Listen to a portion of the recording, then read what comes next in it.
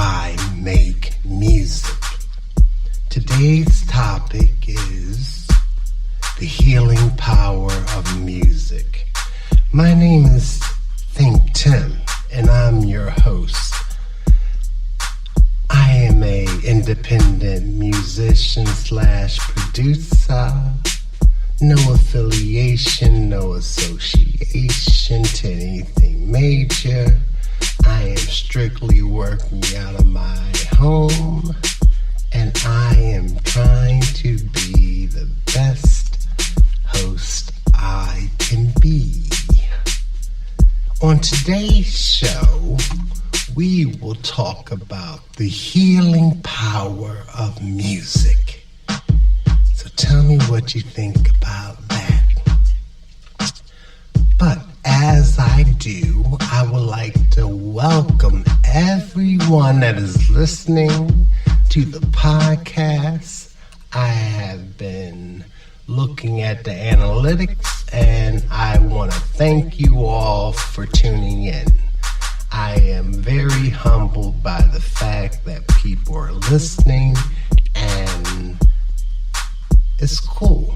Like I said, this is a long journey, a long road, and I enjoy putting together a cohesive thought of ideas to share with do-it-yourself musicians like myself. So, like I said, I record out of home. I use digital software. I can play traditional instruments. I had a basic musical upbringing, no lessons, can't read music. Just a musical household, musicians in the family, and just the love to create music and art. So, with that being said, welcome. The question, the title, Why Make Music, is something that I said before, but if this is your first time listening, I just want to let you know that if ever you meet a musician or any type of artist, I think the most inquisitive question you can ask them is, why make music?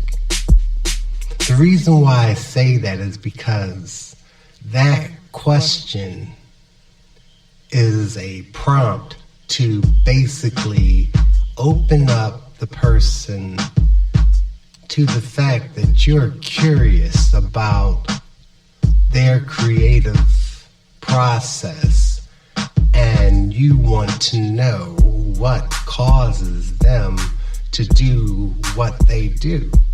Where do the ideas come from?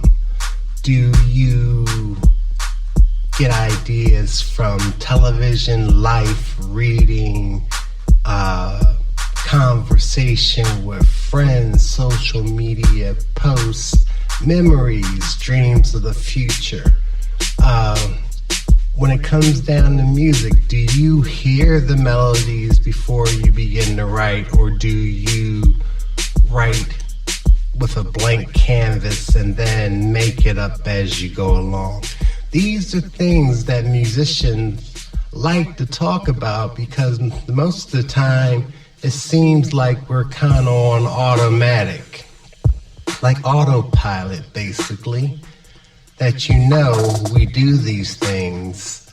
And a lot of times, I told you before, the greatest compliment for a musician is basically if their track can play in the background and you're not greatly offended or bothered by the sounds that you hear. It can blend in and be in your face but discreet at the same time. Music is basically a soundtrack for our lives and our everyday. You listen to music when you work out, you listen to music while you drive, you listen to music to fall asleep, you listen to music to get yourself hyped. It is something that we as humans take for granted, and shockingly, the percentage of people who are creatives that create the music is so small considering the amount of music that there is available in the world. So, before we get into our main topic of the healing power of music, I would like to talk to you folks.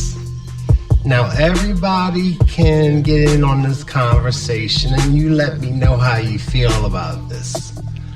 But lately, because of the almighty algorithm, so when I say that, I'm making reference to those who are familiar with the internet, and there is a thing that basically ties in the synergy of your entire internet search history, your browsing, your likes, your loves, the things that you are concerned with, that basically allows advertisers to be aware of what you're generally interested in. Where I'm going with this is that now, as a creative, as a producer, as a person who is currently independently putting out his own music, I get a lot of marketing and help build your audience type mail, spam, inquiries about how are you distributing your music and how can we help you grow your audience. So my question is, when you listen to your streaming platforms, when you go for a playlist, now I understand greatly that by no means is ThinkTimm a household name. Sure, I should not be on anybody's playlist unless you are looking for me, but there are marketing agencies that are putting together scenarios for a price that it say that for X amount of dollars a day, we get your song onto a playlist. Now, I understand building your audience, building your community is something that's very, very important. It's extremely important. I cannot stress it. But the thing is, when you're building your audience by trying to populate a random playlist, is that really helping you, or is it necessarily helping the said company that you're paying X amount of dollar to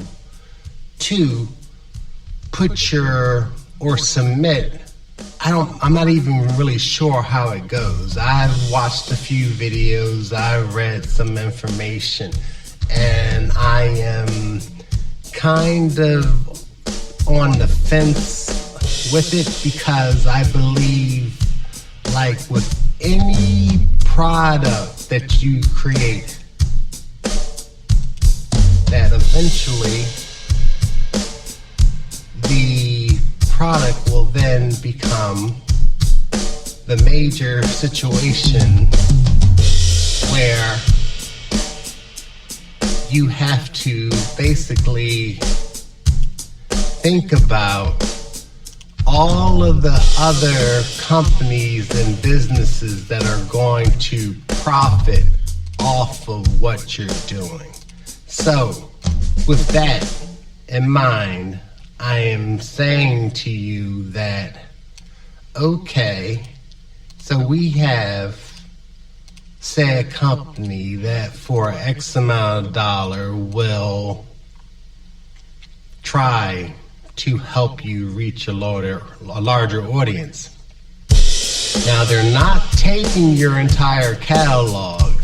They're charging you a fee per song to put your track on a playlist that they cannot necessarily guarantee that you will get played, but you will be placed in a grouping with music that is similar to your own, which could be a good thing. But from what I'm learning and what I'm understanding, the amount of money that an artist gets from streaming is very, very low. So, say for example, you spend $5 a song a day to have your song playlisted. Are you making back that $5 from that song being played in streaming revenue to quote unquote reach this new audience? Now, I do understand that if you have, I guess, other stakes in the fire, I guess is the best way to say. If you are a live performer and you have an audience, if you are out there also marketing yourself in some type of way that in conjunction with what you're doing for your online presence is also being compensated by real life, maybe it wouldn't be a bad scenario. But if you are working independently and you are just trying to naturally grow your audience online, I don't know if a person, a group, a musical independent entity is necessarily making the revenue to pay into these get you put on a playlist type thing. So, long story short, I just wanted to share my little input on the it just seems as though there are businesses set to always be in the pocket of the creative person, promising that there will be some type of quicker gratification or quicker satisfaction or something quicker than the natural way that people take a liking or people come across one's material. All right, so enough of the quote-unquote politics. Let's get into this situation of my main idea. And if you can hear in the background, I have a special guest. I have a special guest named Jimmy the Cricket that's in here with me. And normally I will try to excommunicate the cricket prior to recording, but today I figured I'm a little lonely, so why can't I have company? So the cricket's in the background, so please excuse the little chirping from time to time. There it is, if you can hear it, if I don't filter it out. But anywho, let's get into the main situation, and let's talk about the main focus of the episode, which is exploring the calming and restorative effects of music and how it has on our well-being, our mental well-being. I say that only because, I kid you not, this week in my regular life has been very, very busy, and during that time, it kind of pulled me away from my normal, everyday thought pattern because I was put in positions where I had downtime, but I couldn't necessarily call it productive time. So with my downtime, I found myself more so listening to music as opposed to playing music. Now, granted, it may have been my music, but I also witnessed situations where music was put on for other people with the intent of relaxing them. And it made me come up with the idea to think about, let's talk about the effect that music has on a person. It's a very soothing and calming vibe, or it could be used to hype you up. It could be used to be the background while a story's playing. It could be used, I know in elementary school and the elementary music classes, one of the great things we're introduced to is the story of Peter and the Wolf, where each instrument represents a character. So as the story is being told, the music changes from instrument to instrument as a character enters the story. That conditions you to basically follow along, and subconsciously you are relating the sound, the tone, the timbre of that said instrument with the character. So if I'm not mistaken, I'm not sure exactly what instrument represented what, but I'm sure Peter was more of a light, airy, probably like a flute scenario, and I'm sure the wolf was a more deeper, bellowing, more menacing type of maybe brass or rhythm type instrument, just to get the heavy effect of the weight of the situation when he entered the scenes.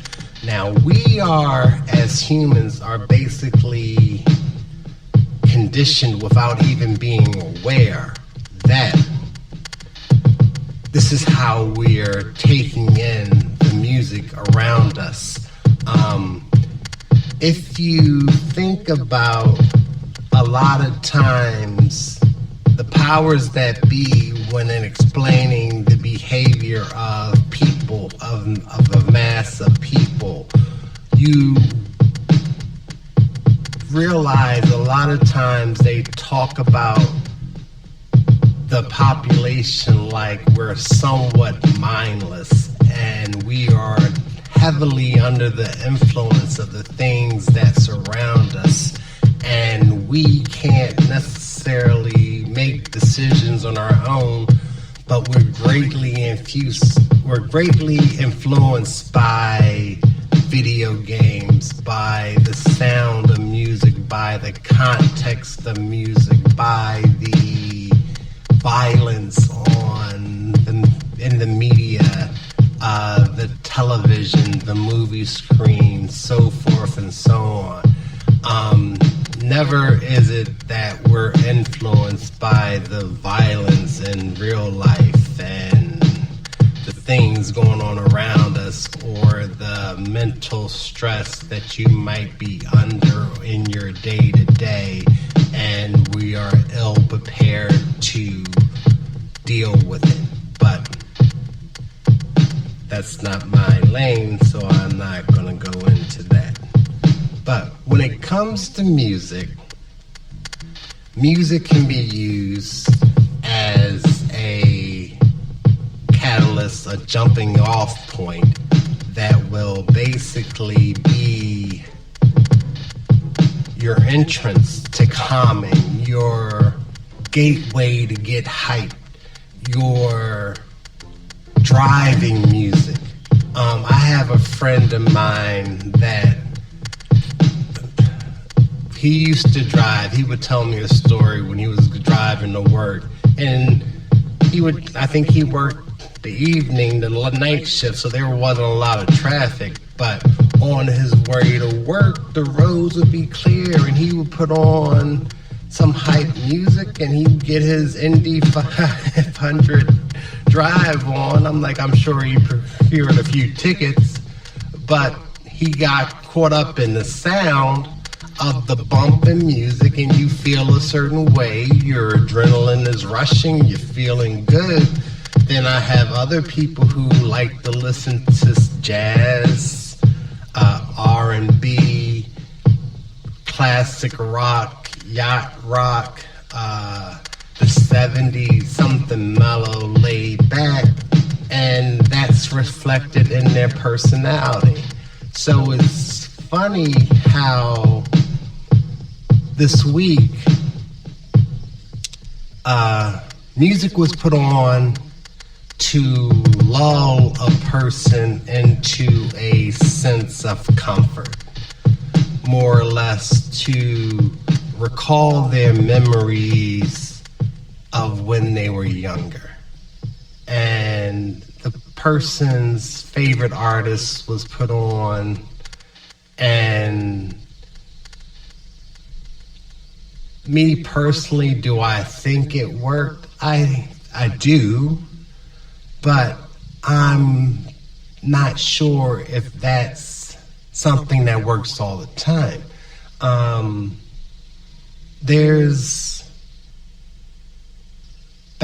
don't know if it's used as much today as it was when I was a little younger, because there were more movies like this, and there were more cartoons that kind of just had a wide range itself. And there was a Bugs Bunny episode where Bugs Bunny had to calm down this big gorilla. And it's like it was saying that basically music calms the savage beast. And it was a situation where he had one of those little wind-up player devices, and the gorilla, first it was a monkey, and the monkey, he realized that the monkey followed instructions that he was taught and trained when the music came on, and he danced and he collected change. Now granted, Bugs Bunny was made in the 50s, 40s, old times, so it's probably no reference for anyone young who is watching this, and the Bugs Bunny they get is different than the generations of Bugs Bunny that I got when I was young, which was at that point still old, but I know that they've redesigned and redid the cartoons, so I don't think the Looney Tunes of today are the same Looney Tunes of the 70s and 80s. But that little monkey somehow came in connection with a gorilla, and Bugs Bunny tried the same technique on the gorilla, and the gorilla basically started shaking down people and climbing up buildings and shaking people out the window and shaking the change out their pockets or whatever. but the gorilla was still under the effects of the said music. Do you get what I'm saying? I'm trying to tie in some type of music has a calming effect. Psychologically, I guess it goes into the situation where I guess music is liking, I guess, the bell with Pavlov's dog, that the study was done that every time the bell rang at one point, the dog was given a treat, and it got to a point that even when a treat wasn't given and the bell rang, the dog came to attention, basically awaiting the treat, to a point that I do believe the book says that even the dog's mouth was watering. So signs of anticipation was based upon what was triggered in the animal's mind, which I'm sure is the same situation in humans, that basically when we hear a song or we hear a beat or we hear a sound, it triggers a memory in our head that then takes us back to said place. And if you put it all together, you end up with some type of effect that will be utilized somewhere down the line. Now, the reason why I say that is that you think about it, there's a whole field of study where you have people who go and get music therapy, and if you've ever gone to a spa, they have the light earth music in the background, the new age sound, and it's relaxing. You have elevator music, you have environmental music. I had to laugh because if you are a Prince fan, as I am, you would say, do you like environmental music? Birds chirping, water rushing. Supposed to make you horny, but kind of makes me want to go to the bathroom. Anywho, back on track.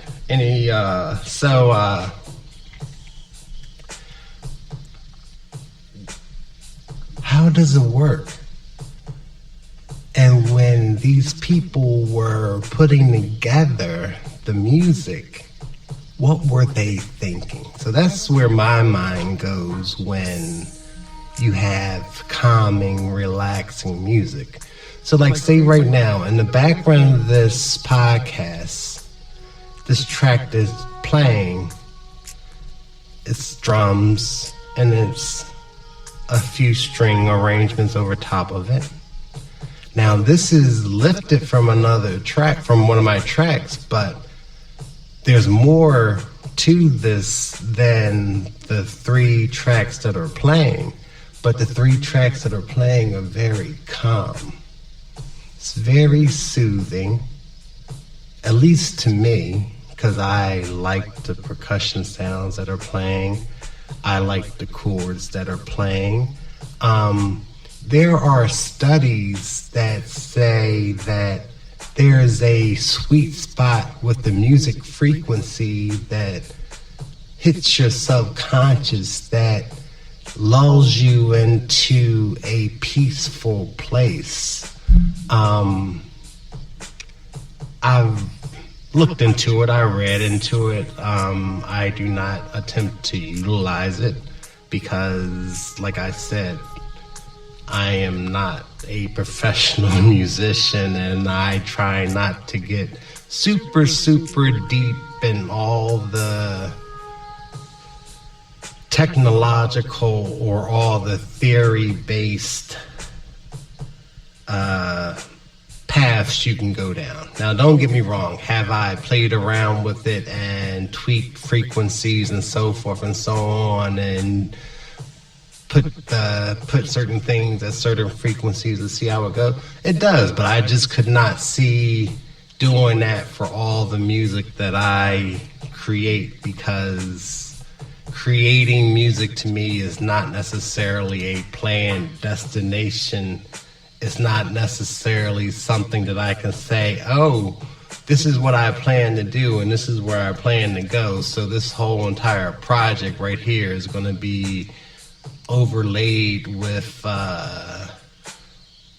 very relaxing, earthy strings and whatnot. So truthfully, I'm sure that if you were to hear this song in its whole, these parts are not necessarily super prominent all the time, given such the mellow feeling that it has right now. As this other track kicks in with a little bit more of a kick drum, a little bit more up-tempo type situation going on. But how do you feel when you listen to music? When you put music on, what are you looking for? What do you find to be the reason that you're playing music? Do you put the music on because you like music? Because I know for a fact that I've said it before and I'll continue to say it, is that I know that listening to instrumentals all the time is not necessarily everyone's cup of tea.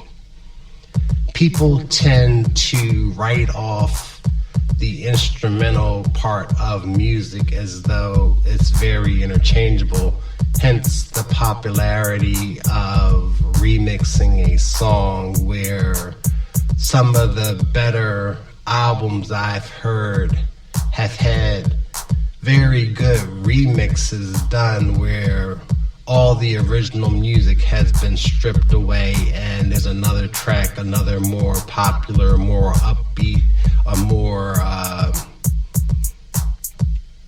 popular, whatever's going on. So like, say if you took a song by the Beatles or by any artists in the past and all of a sudden you repopulate the instrumental track with something that is ultra current, and if you get the right mix, the right blend, it sounds good, and it can mean a whole new world for a person who likes the old song and likes the new song. So it's a strong connection that we have to music. You take, for example, I want to take an old-timey song and a new song and think about just the delirium that goes into, I guess, almost the naivete of the lyrics of a song like back in the day, the Gene Kelly Singing in the Rain and the visual that goes along with it. So here you have a older black and white, maybe early Technicolor visual of a dude singing and dancing on a curbside with an umbrella, and I'm singing, you know the song, I'm not going to sing it, but that meant something, and it captured a feeling that rain is gloomy, a dark day, a dark night. The light pole, I do believe, was illuminated, so therefore I'm assuming it was nighttime, and it's taken from a movie, so I can't really tell you what movie it was, and the movie might have been called Singing in the Rain. But when putting that together, what were the writers, producer in that day and time going for? What was the intent? I asked that because my second example is a song that, if you listen to modern music in this year, 2024, there's a song by Kendrick Lamar, Not Like Us. It was part of a big bubbling scenario of back and forth of a rap beef with Drake. Now, the energy of that song tends to pull you in immediately, and stirs up feelings, emotions, memories of something that was a speck in time for a hot second. And it's a very verbal song that paints a picture. And if I'm not mistaken, the production was done by DJ Mustard, and it was very much so on point. It seems very spontaneous when you think about the progression, the creation of the track. Now, don't get me wrong, people take as long or as short an amount of time as they want when they're producing something, so I don't know how long it took. But the song has a staying power that has basically engraved itself into our consciousness because of the timing that it came out. And when I talk about the healing power of music, it became bigger than the beef that created the song. And when I say bigger than the beef that created the song, is that after that song dropped, it was almost like a victory parade, and it basically somewhat, not necessarily healed the scenario that they were going back and forth about, but it brought light to the emotion that every time the song comes on, which I'm not gonna lie to you, when the song comes on, I prefer to catch the song from the beginning. When the song comes on, it's kind of if I'm flipping through stations, if you listen to radio stations in the car every now and again, and I do, and it comes on, I tend not want to catch the song in the middle or whatever. I want to catch it from the opening note and rock with it throughout.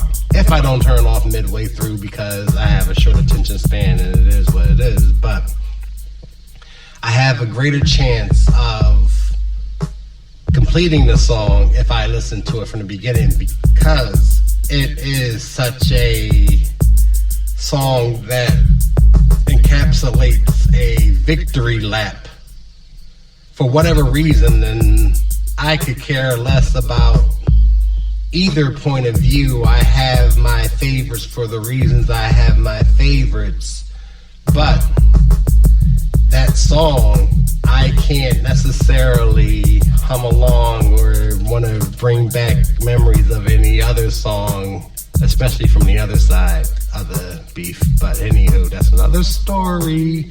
And I told you I would never speak negative. I'd rather just not talk about people. So, with that being said, we're talking about the healing power of music. What happens when you put on a Steely Dan album and you listen to it from front to back?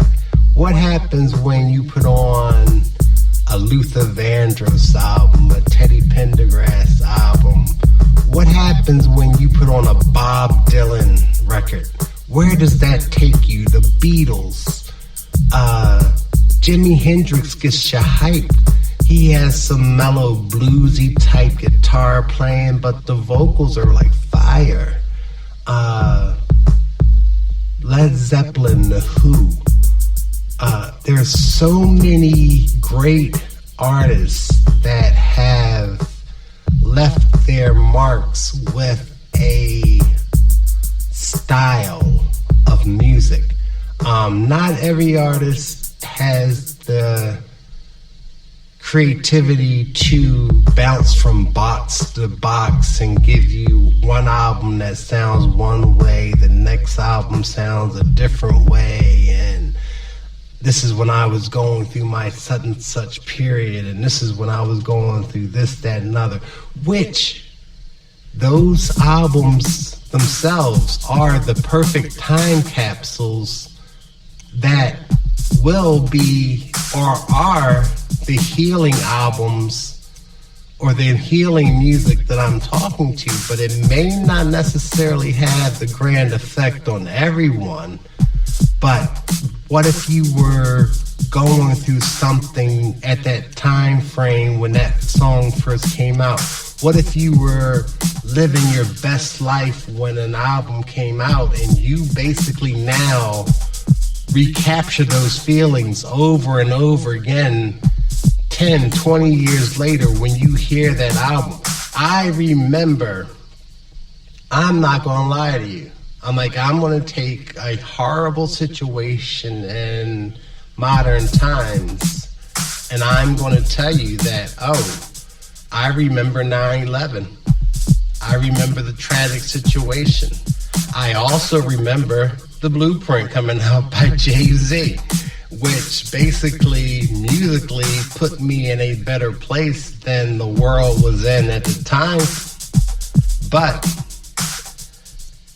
I don't necessarily relate the album, when I'm listening to the album, to 9/11, since fortunately I did not know anyone or lose anyone in the 9/11 situation. So I remember how the world shut down and how it was a very solemn situation. But at the same time, I remember while I was traveling from point to point in the car, I was blasting The Blueprint.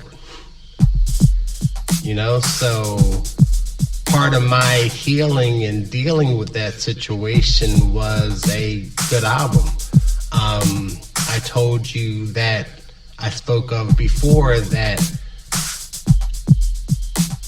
when I came home as a young child after seeing Star Wars, there was an Earth, Wind and Fire song that was playing on the radio. This is the Way of the World or something like that. I think that the title is. But every time that song comes on, I think of Star Wars, but I don't watch Star Wars and think of Earth, Wind and Fire. You understand what I'm saying? So everything is relative when it comes to the way we as humans process our memories and how certain things help you get better and help you get past certain things in life. Music has the power to heal, to stimulate your brain, to take you to another place and give you solid memories that will last, that will motivate you, that will calm you, that will put you in a special place that not many things do. I'm like, what other thing? You don't walk around looking at pieces of artwork. You don't walk around necessarily. You can do it with books, I guess, but music is something that you can do other things while indulging in music. Music has such a subconscious property to it that it allows itself to live within you. So remember, when you meet a musician, ask them why make music. Why make music? Of all the things you could do in the world, you can make music. The reason why I say of all the things you could do in the world, you can make music, it's because it's something that comes so naturally to those who do it. It's something that you are willing to share is something that touches everyone. Music transcends language. Think about it. Especially when you make cool instrumental music like I do. You don't need any language. Music could be my language. But I want to thank you for tuning in. And I know that time is ticking away and I am on my mission to oversaturate the world. Today is October 18th, Friday. Next Friday, October 25th, I will be putting out my third volume of 26 songs. It will be called Superlative, The Reality Effect. Not the reality effect, but just reality effect. Superlative, SUPERLABASS ...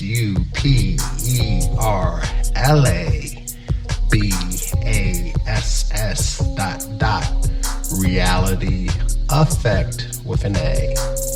It will be available on all streaming platforms. I hope you guys enjoy. Take a listen to it, download it, play it, do what you gotta do. I hope you enjoy it. I hope you enjoyed Emotional, Caught Feelings. I hope you enjoyed Botanicals, Booming Bouquet. Right now, I am 3 months into 3 projects. Each project has 26 tracks on it. So I am at a cool 78 tracks released. And I plan to drop 2 more by year's end and keep this thing going as long as I can. I have music in me, so I will never run out of stuff. But remember, tune into the podcast, Why Make Music? This is ThinkTimm saying thank you once again for all those who have listened and all those who have tuned in. Peace.